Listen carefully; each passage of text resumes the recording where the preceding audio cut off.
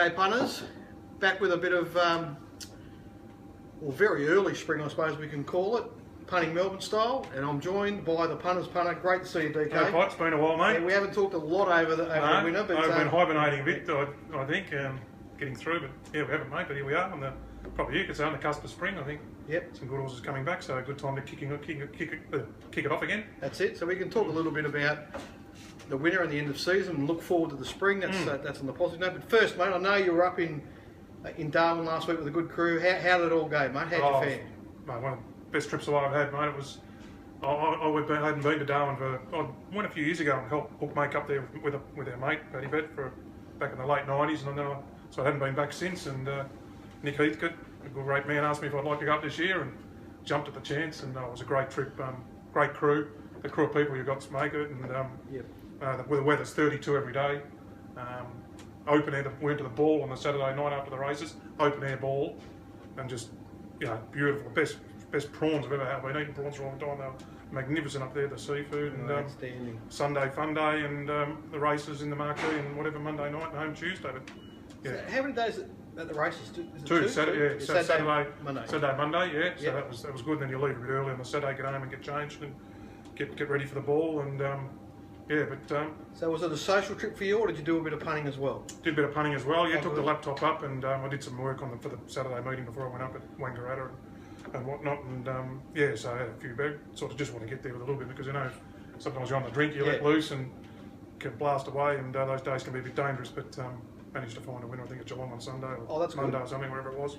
So a good social trip, and you got something out of the punt as well. And also they had some other guys up, and some other what Betfair do, they sort of put you in the room with like-minded people, and so I met a couple of sort of bigger players from interstate and they're on the trip as well. So I was able to sort of have a good chat to them and really pick up, as we do when we're in those people. You sort of try and be a sponge, and you can always learn, pick up things, and that was another real great benefit. I came home sort of, that's okay, I'll just put that, have a look at that, and maybe I can improve that part and things like that. So that's another good thing about being with those sort of people. So as you fantastic. Yeah, so it was great. So in good time, we sort of kept go away and come back with a bit fresh for the spring carnival. Yep.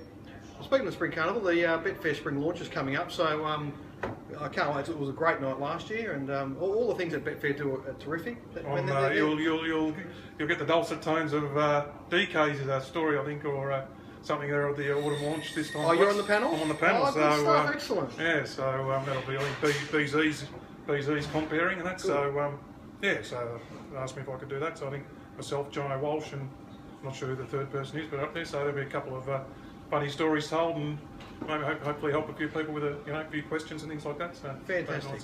Well, they do a great job at Betfair, so I can't speak highly enough of them. So let's just talk about the winner first. I'll just talk a bit about. Because I know you have your year end in May or something, isn't it? For me, I sort of look at the racing season. So we just finished the racing season. So for the year for me, what I do from a subscriber point of view, there's two products. There's the daily stuff, which includes the picking the eyes out of the Metro meetings, and my full sets on the Metro stuff. So from the Pots Players point of view, it was a slightly above average year. The full sets, it was just slightly below average, but you put the two together, which is basically represents my own betting, and it was right on an average year, so good solid profits across the year. So just to give people a, if you're comparing it to other kinds of investments, I suppose, I recommend, I don't use the word recommend, people ask me, I tell them I use a 1,000 unit bank myself, which is deliberately conservative and tries to take a lot of the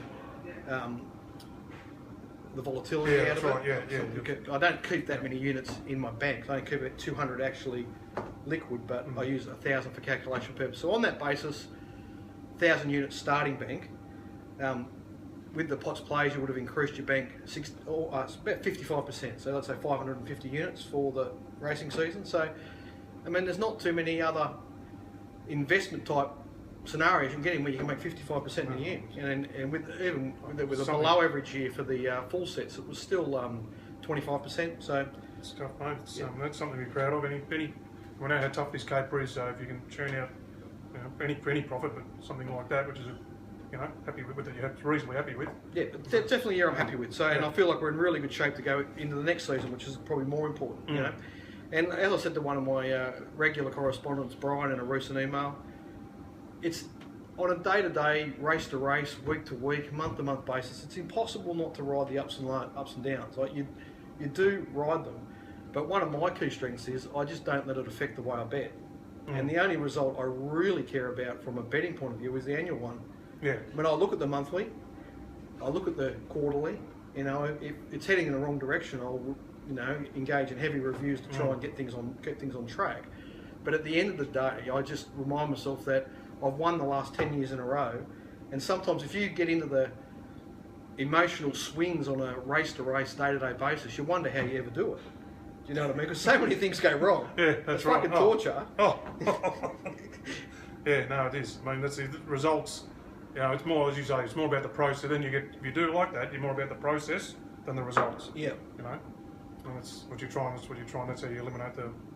The reality of it is, and I know this is something that you experienced during the year, when you're having a bad run, you feel like you're never going to win again, and then when you get on a real good roll, you feel like you're right on top of it. Well, when you feel like that, I can tell you what you're about to do is the punting gods are about to smack you right in the face. But I'm on the plane. The book, I'm still working through it. You gave me Harry Finlay's book, which I've started on the plane, and up there. I think it might have been page 24 or something. He said, when you can't back a winner, you're on the bones of the arse, and you feel like an arsehole. You're not as bad as you think you are. Yeah. When you're flying and you're backing every winner, you're not as good as you think you are. That's great advice. You know? That's and true. It rang so true, you know. Yeah. Because you do feel, you're letting me, particularly if I'm on a losing run, I've got a young family to support and things like that, you know, and you feel I'm not pulling my weight here, but anyway, you do feel a bit down. Then you're on top of the world, you're backing winners, you think it's going to happen every day, and if things are in the right frame, you're not. You know, you get a bit overconfident, which we've spoken about in the past as well. And it can all change so quickly. Yeah. So I mean, like when we last got together, it was probably the start of winter. We're talking about how to approach winter, and I got through winter. Me and my subscribers, okay. You know, it was a real tough battle. We had the fight. Then a couple of weeks ago, we had a really good week, finished strong, and I'm thinking, well, that's good. It means we got through winter well, and we're sweet. Then last week arrives, and the punting gods just, like, no matter what I tried, the punting gods just said, nah, square up, wasn't it? Just don't let you put two good weeks together. It wasn't a disastrous loss. It was a losing week, but it wasn't disastrous. The way it was just like I did a mountain of work and hardly got the bet. So first of all, I did 6 races at Bendigo, and it was Wednesday, wasn't it? Where was that? That was Wednesday. Yeah. So they're off. Oh, they're off. Yeah, that's right. Yeah. And the funny part there was like the horse I'd like most of the meeting was all about Nikki. I'd marked the $4. She was $11 in the early market, so I was really keen. Meeting's off. I didn't have to pay any attention. Adelaide, she turns up in Adelaide on Saturday and wins easily at $8. $8, cool. I mean, that doesn't mean she would have won the Bendigo race. It just means that she's going well. So that was that, and then I couldn't find anything on Thursday, so I thought I'm just going to concentrate on Flemington and really get stuck in there. And then we had the crazy weather forecast, and weren't sure what to expect. So I found a bet to have on Friday at Geelong, and with the really strong winds around, like Geelong Synthetic's been playing fairly leaderish this season, and thought, well, the winds will probably swing that around a little bit. So the horse I like in this race is Desidero, but I can probably afford to back it late because the winds will even up the pattern a bit, and the robots won't steam into the leader as much. You know what I mean? Like I'll probably bet a decent price. Well, of course, we let 280 go. It runs even money. It shits in, but we break even on the race. So, it was a small profit anyway. So then you go to Flemington on Saturday, and I had a look at the track on Friday. Went back out Saturday, and then it just, with that rain, it just tipped the balance of power towards fitness away from talent. It seemed like the first up horses all. So that helped. A fit Bandipur beat Brazado. I got a bit bruised there. Then you got Luke Curry. I don't know what Luke was thinking. The naughty Tony Tony was good. I'm confused, Grace. I'm confused. And that was whoever did the social media, they titled the little grab, I'm confused, Grace. Oh, did they? Yeah, that's great. I'm confused. Well, I can tell, I walked the track twice, and I can assure Luke that the best lanes on that straight course was 7 to 10, so from where the rail was, right? Because that's where the big irrigator had run around earlier on in the week. And so it wasn't much in it, but that was the best part. That's where he was. That's where the 3 winners of the straight races were. So Luke wasted 4 to 5 lengths getting away from those best lanes to a very marginal lane on the outside fence. And to get to that outside lane, he had to go across the 5 lanes that were badly affected by the jump outs last Friday. There you go. So, like, I don't know what Luke was. No. But no. Tony's confused. I'm confused. You're confused. So, I'm not saying that. Who knows what would have happened with Olympic otherwise? But you know, that was a bit disappointing. And then, yeah, the whole day was just tough. You know what I mean? It was just wasn't quite how I prepared, and adjusting 2 changes like that are something that is not my strength, really. You know what I mean? Like, so when I looked at the race, the straight race that Voodoo Lad won, I was happy to be on the Godolphin horse. What's it called? Home of the Brave. Home of the Brave, yeah, which he ran really well. And I'm filthy on myself for actually including Poetic Dream, because that horse is just a show. I'm not interested in it at all yet. Again, until I see it get fit and win some races. And I sort of opposed Voodoo Lad. I didn't oppose him. I was hard on him because, to me, his Flemington form was just nowhere near as good as his Caulfield form. Yeah. But that was on when I'm thinking about the track as a good 3, good 4 at worst, okay for resumers. And when we actually got to the race, I'm just watching them go in the barriers, trying to talk myself in the back and Voodoo Lad. I sort of marked at $6 and I'm saying it's got to 5. It's probably a bet I should have, and I just couldn't talk myself. The race just looked so different than when I actually did it. Anyway, and then I did collect a couple of times later in the card. So in the end, it wasn't the end of the world. And then, so just to top things off for the week, so then I'd already planned, I'd targeted some races for Cranbourne on Sunday. So I'd planned to have a really good look at Cranbourne. So I get up Sunday morning, computer's running a bit slow. So I'm just going to restart it and go for a walk, grab a coffee and get a bit of fresh air in my lungs. I come back and the computer's completely frozen. I just blank screen, completely frozen. Couldn't even turn the power off. There was nothing I could do. Like, I tried every trick that I normally try for an hour, and then had to ring the computer guy, and luckily he was able to come out by lunchtime, but it meant that I couldn't do anything at Cranbourne yesterday, so God knows whether I would have... Oh, you don't know whether you... Oh, you don't know. No, I hadn't done enough to know.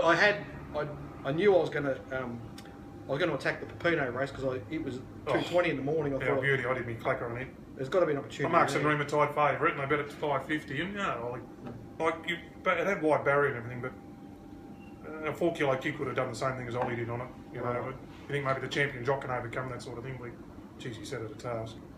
50, 25s beat 50s and sent rheumatoid third, so Pepino nowhere. Yeah, it would have been. I don't think there's any chance I would have found Matty Lynn, so I probably. It was called Matty Lynn. Matty Lynn only.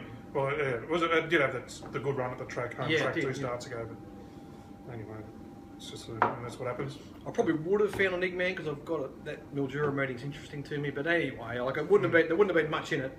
There was like the punting gods just said, you're not going to do a lot of betting this week. And it's going to what you do is going to be frustrating. So just cop it sweet. Cop it sweet. You had a good week the week before. Just settle down. Yeah. How we going there, Yeah. That's so. The other thing on today that was we're going to just finish this part off. We're going to come back. We're going to talk a little bit about the punting gods. All right. I think, but so the punters. I want them to remember this conversation after we've talked a bit about the punting gods. We're going to play someone back into form here. Right, because I find a lot of the horses that he's riding, and I need him back in form. But D Lane, just any chance of getting one home. 3 on Saturday. Prezado, Home of the Brave, and was it on Night's Watch? Al Galel. Oh, Al Galel. He might have been on Night's Watch. I don't think. Who was that punching that up on the inside? Yeah, I'm not sure. Might have been here and all. I'm not sure. But yeah, like it just would have been lovely if he could have got Al Galel home. So now that we've said that, he'll ride on a stack of winners this week. That's it. Lock it in. Yeah, we'll be back in a minute with part 2, punters.